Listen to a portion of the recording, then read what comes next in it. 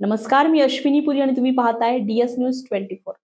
राज्यामध्ये शाळा प्रवेशोत्सव साजरा होत असताना एक गोड आणि खास क्षण समोर आलाय। मुख्यमंत्री देवेंद्र फडणवीस पनवेल रायगड येथील शाळेला भेट देण्यासाठी आले असताना एका चिमुकल्या विद्यार्थिनीने त्यांची थेट मुलाखत घेतल्याचं पाहायला मिळालंय। चला पाहूया हा खास संवाद। राज्याचे मुख्यमंत्री माननीय श्री देवेंद्रजी फडणवीस साहेब हे आपल्या शाळेत प्रवेशोत्सव या कार्यक्रमांतर्गत भेट देण्यासाठी आले आहेत। त्याच्याशी आम्हाला हितगुज करण्याची संधी मिळणार हे आमचे महाभाग्यच म्हणावे लागेल। प्रथमतः साहेब तुमचे पहा स्टुडिओ मध्ये मनपूर्वक स्वागत।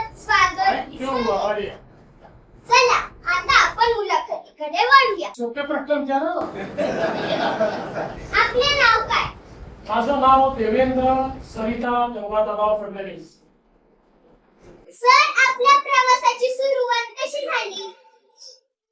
या प्रवासाची सुरुवात ही एक विद्यार्थी चळवळीतून झाली। ते मागे विद्यार्थी परिषदेमध्ये विद्यार्थ्यांचे प्रश्न सोडवत मी इथपर्यंत आलो। आपल्या सामाजिक कामात कोणती मोठी आव्हाने आली आणि त्यातून आपण कसे मार्ग काढले? कुठल्याही सामाजिक कोणात आव्हान असतातच। जेव्हा तुम्ही समाजात आता काहीतरी करायचं असतं त्यावेळी प्रत्येक ठिकाणी जी व्यवस्था असते ती आपल्याला बदलावी लागते। व्यवस्था बदलताना त्याच्यामध्ये अडचणी येतात, पण आपल्यासमोर किती मूल्यमोठे आदर्श आहेत। छत्रपती शिवाजी महाराजांचा आदर्श आहे, तिथे स्वराज्याची स्थापना केली।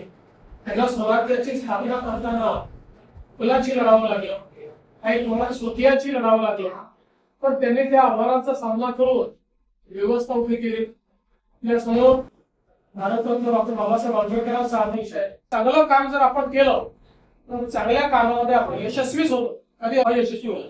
ओके, आपल्या कारकिर्दीतला असा कोणता अनुभव आहे जो आजही लक्षात आहे आणि प्रेरणा देतो?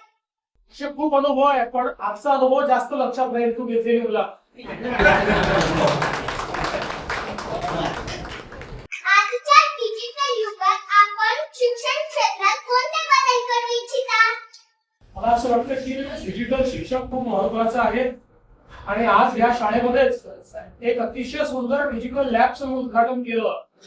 ही इंटरॅक्टिव्ह आहे, त्याच्यामध्ये विषय देखील आपल्याला श्राव्य माध्यमातून पाहायला मिळतो।